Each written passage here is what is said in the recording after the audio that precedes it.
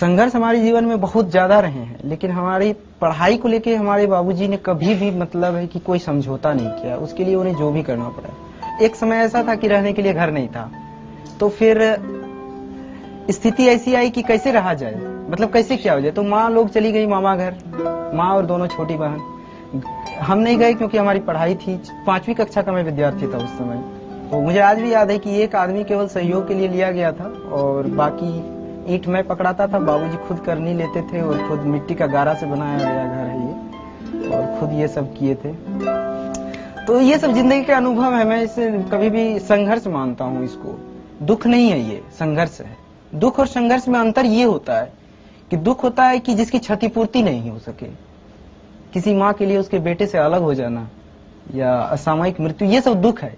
लेकिन ये तो जीवन के अनिवार्य अंग है, इसको संघर्ष कहते हैं और संघर्ष हर एक के जीवन में है।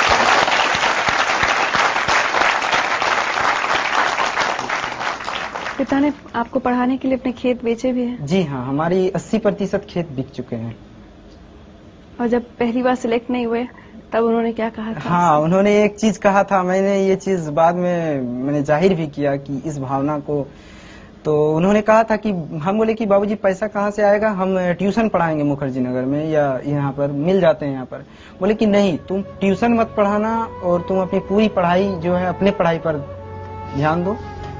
धूप में मत चलना, ऑटो में चलना, क्योंकि धूप में चलोगे तो थक जाओगे और पढ़ाई पर इसका बुरा प्रभाव पड़ेगा।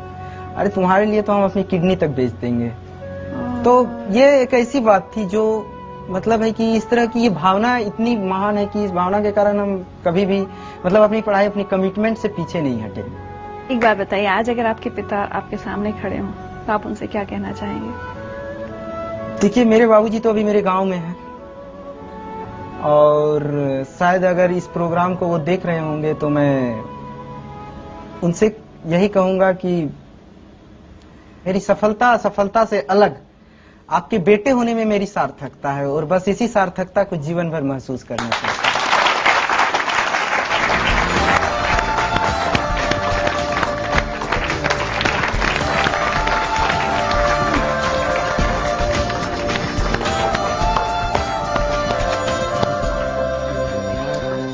ये तो सरप्राइज।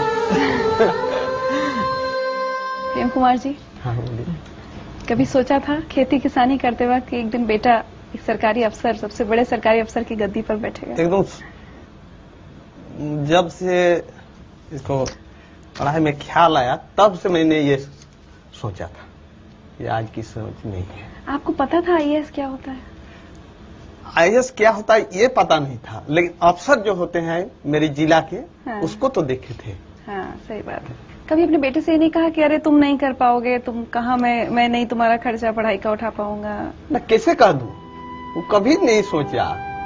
मैंने खर्चा उठाने के लिए तैयार था, मेरे पास जमीन थी, जमीन बेच कर देते। मेरे पिताजी ने मुझे मरने के बाद दी, अब वो जमीन मैं इसको देता मरने के बाद, तो ये मैंने सोचा कि मरने के बाद क्यों मैं दूं, अब ये दे दे, और रहेगा तो बेटा का और नहीं रहेगा तो बेटा का। उधर देखिए। सिंगो जी बेटा कैसे हो? आप खाने पाने के ध्यान दीजिए। आप तुम्हारे लिए गुड़ रोटी बनाई है। आप ट्रेनिंग में ज्यादा खाना पीना का ध्यान दीजिए। आज तुम्हारे लिए हम दुल्हन खज के रखे हैं, रिश्ता तय हुआ है। खाना आपको तैयारी गुड़ रोटी है।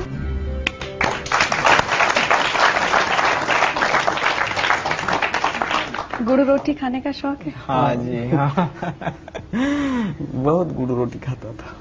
आपसे सारे देश के पिता सीख लें, एक मिसाल कायम की है आपने कि किस तरह से एक पिता अपने बेटे से ये तक कहता है कि मैं ये नहीं कहेंगे कि कोई अपनी किडनी बेचे, लेकिन आपने एक मिसाल कायम की है कि अपना सब कुछ कुर्बान कर बेटे को पढ़ाया, खेत बेचे। आज जिंदगी लाइफ की तरफ से आपको सम्मानित